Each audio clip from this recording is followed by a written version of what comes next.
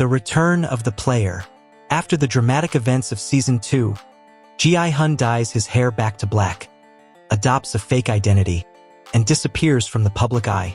With money and fake credentials, he infiltrates the outer ring of the game's staff.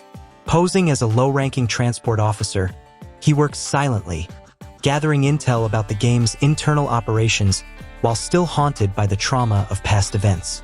Global Arena. Gi-hun learns the horrifying truth. Korea was just one of many Squid Game arenas.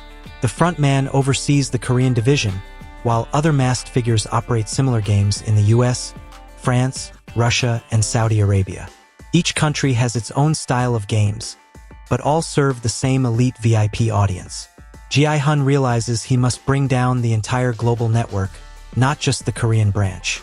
The new recruit. We meet Yuna, a 22-year-old genius hacker who is lured into the games after her younger brother goes missing.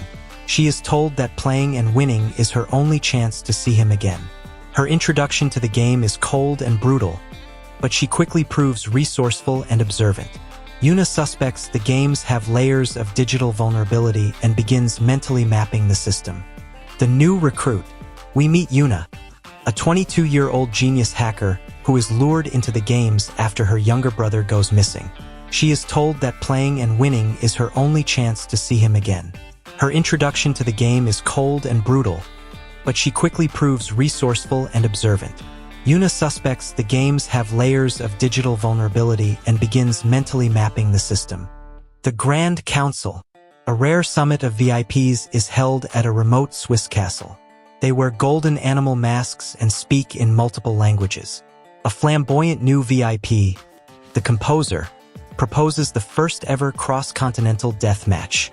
This would combine top survivors from different countries into one high-stakes season.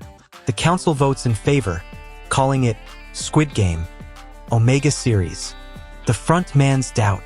The frontman, still haunted by the memory of killing his own brother, the detective from Season 1, begins to question the system. Surveillance footage of Gi-hun working undercover is brought to his attention, but instead of exposing him, he watches silently, curious whether Gi-hun can do what he never dared: bring the system down. The first game. The season begins with a terrifying take on musical chairs. Players must sit on electrified chairs when the music stops, but one chair has spikes hidden under it. Random death. Tension builds, alliances are quickly formed and broken. Yuna manages to survive by timing the beats and subtly sabotaging another player. The inside job. Gi-hun sneaks into the server room with help from a sympathetic masked worker.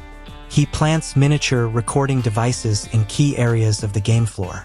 These devices transmit bursts of data every few hours to an external receiver hidden on the mainland. He knows he only has a few days before they're detected. Yuna's secret. Yuna uses her hacking wristband, originally for player vitals, to access parts of the game's operating system. She discovers a hidden directory labeled VIP Seedlings, players groomed to become future VIPs. Shockingly, her brother's name is listed. He was never killed but recruited after showing exceptional ruthlessness in Season 2. Crossfire. During the second game, chaos erupts when a new player kills a masked guard, revealing himself to be a U.S. Marine sent by the CIA to uncover the truth behind the disappearances of U.S. citizens. He suspects Gi-hun is part of the system and attacks him. After a brutal fight, they reluctantly agree to work together. Game of Shadows. A suspended bridge structure built over a chemical pit is the setting for this game.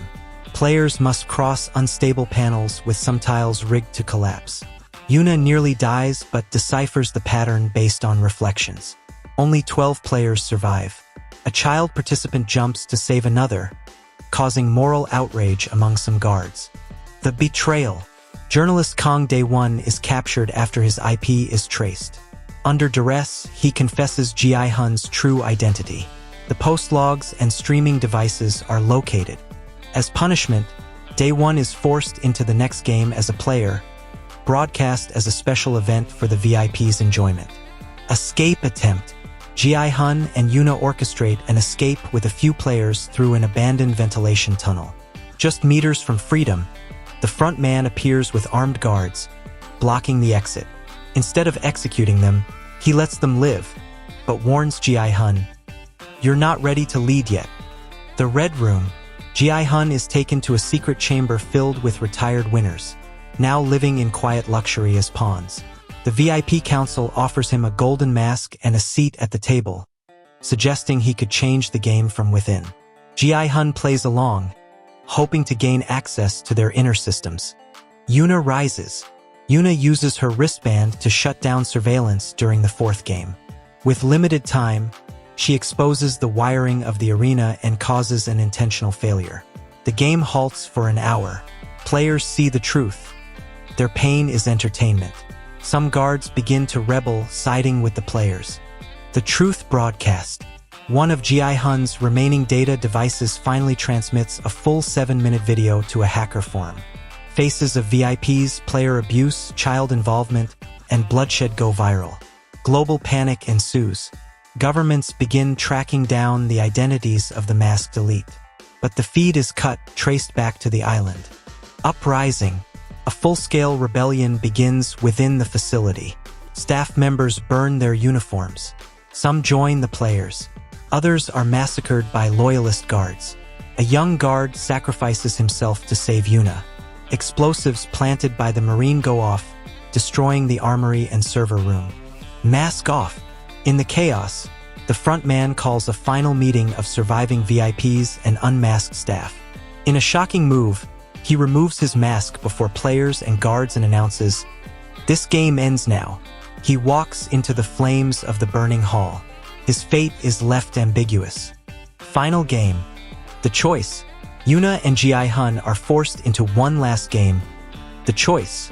They're given a gun with one bullet. If one kills the other, they walk free. If not, they both die. After a tense moment, they throw the gun away. The countdown timer ends. Nothing happens. It was all a psychological test. End of the game? The complex is raided. International forces arrest some VIPs. Gi-hun and Yuna escape to the mainland. A massive investigation begins. But in a post-credits scene, a boy in a lavish mansion is seen playing Squid Game on VR, with a golden mask beside him. A woman's voice whispers, "Ready for the next generation."